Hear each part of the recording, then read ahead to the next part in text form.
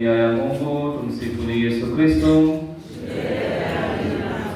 Karibuni sana kwa tafakari ya neno la Mungu. Leo ni Dominika ya 13 ya mwaka A wa Kanisa. Ndugu zangu wapendwa, masomo ya Dominika ya leo yanatualika kutafakari maana ya kuwa mfuasi wa kweli wa Kristo.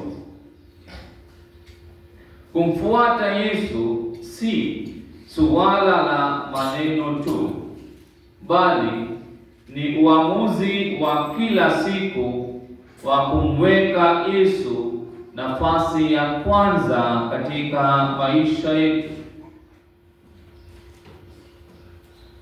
Katika Injili Yesu anasema, ampendaye baba au mama kuliko mimi hastahili kuwa wangu. Ndugu zangu, maneno haya hayamaanishi kwamba Yesu anatufundisha kutowapenda wazazi au familia zetu. Badala yake, anatukumbusha kwamba Mungu ndiye msingi wa kila upendo wa kweli. Tukiweka Mungu kwanza, tutajifunza kuwapenda wengine kwa upendo safi zaidi. Yesu anaendelea kusema, asiyechukua msalaba wake na kunifuata hastahili kuwa wangu.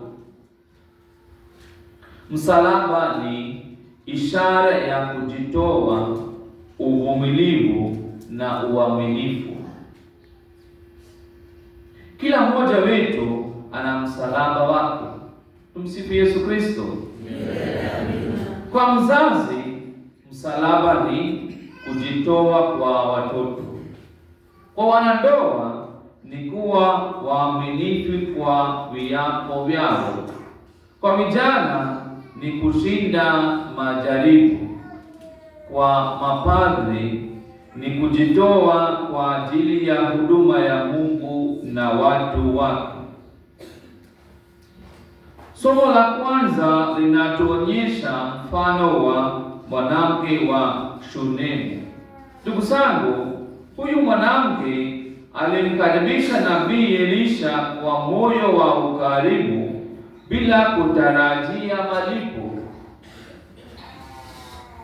Mungu alimbariki kwa zawadi kubwa ya mtoto. Hii inatufundisha kwamba ukarimu na huduma kwa wengine haviendi bure. Mungu huona hata tendo ndogo la upendo na kulibariki kwa namna yake. Tumsifu Yesu Kristo. Ndugu zangu, katika somo la pili, Paulo anatukumbusha kwamba kupitia ubatizo tulikufa pamoja na Kristo na tutafufuka pamoja naye. Hivyo maisha yetu ya zamani ya dhambi yanapaswa kubaki nyuma. Mkristo wa kweli anaishi maisha mapya yanayoongozwa na Kristo. Ndugu zangu, mwishoni wa Injili Yesu anasema kwamba hata kumpa mtu kikombe cha maji kwa sababu ni mwanafunzi wake hakutapoteza thawabu yake. Ndugu zangu, hii inaonyesha kuwa mbele za Mungu hakuna tendo ndogo la upendo, tabasamu, neno la faraja, msaada kwa maskini, kutembelea wagonjwa, kusamehe waliotukosea. Yote haya ni matendo yanayopendeza Mungu. Ndugu zangu, dunia ya leo kutufundisha kujifikiria sisi wenyewe kwanza, lakini Yesu anatufundisha njia tofauti, njia ya kujitoa, njia ya kupenda na njia ya kutumikia. Ndiyo njia ya msalaba, lakini pia ndiyo njia ya uzima wa furaha ya kweli. Ndugu zangu wapendwa, tujitafakari leo na tujiulize, je, Kristo ndiye kipaumbele cha kwanza katika maisha yangu? Je, ninachukua msalaba wangu kwa uaminifu kila siku?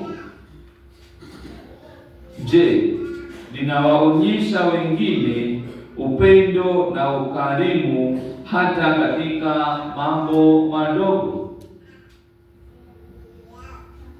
Tumwombe Bwana atupe neema ya kumfuata kwa moyo wote. Tusiogope kujitoa kwa ajili yake na kwa ajili ya jirani zetu. Tukifanya hivyo, tutagundua kwamba maisha ya kweli yanapatikana katika kumpenda Mungu na kuwatumikia wengine. Mungu awabariki sana. Kwa jina la Baba na la Mwana na la Roho Mtakatifu. Tumsifu Yesu Kristo.